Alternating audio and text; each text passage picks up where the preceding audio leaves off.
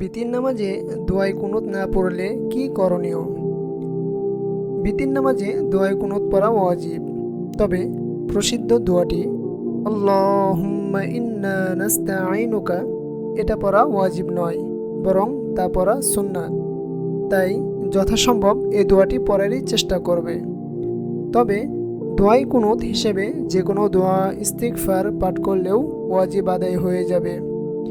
ইব্রাহিম নাখাঈ রাহিমাহুল্লাহ বলেন, লাইসা ফি কুনুতিল উইতরি শাইউন মুআক্কাতুন ইন্নামা হুয়া দুআউন ওয়াস্তিগফারুন। বিতিরের কুনুতের জন্য বিশেষ কোনো দোয়া নির্ধারিত নেই, বরং তাতে যে কোনো দোয়া ইস্তিগফার পড়া যায়। মুসান্নাফে ইবনে আবি শাইবা, বর্ণনা 30,328।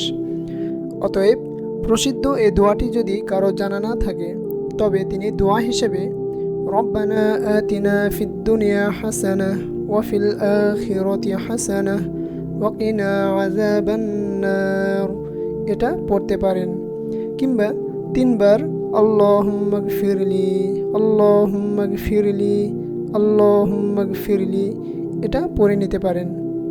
তবে এক্ষেত্রে আমাদের 3টি অবস্থা মনে রাখতে হবে। প্রথম অবস্থা, যদি আপনি ভুলে কুনুত না পড়ে রুকুতে চলে যান, তারপর মনে পড়ে, তাহলে নামাজ চালিয়ে যাবেন এবং নামাজ শেষে সিজদায়ে সাহু দিতে হবে। দ্বিতীয় অবস্থা, যদি রুকুতে যাওয়ার আগেই মনে পড়ে, তাহলে দাঁড়ানো অবস্থাতেই দোয়ায়ে কুনুত পড়ে নিতে হবে, তারপর রুকুতে যেতে হবে।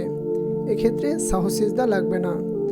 তৃতীয় অবস্থা, যদি কেউ ইচ্ছা করে দোয়ায়ে কুনুত না পড়ে, তাহলে তার নামাজ শুদ্ধ হবে না, পুনরায় তাকে নামাজ পড়তে হবে। মনে রাখবেন, দোয়ায়ে কুনুত হলো ওয়াজিব।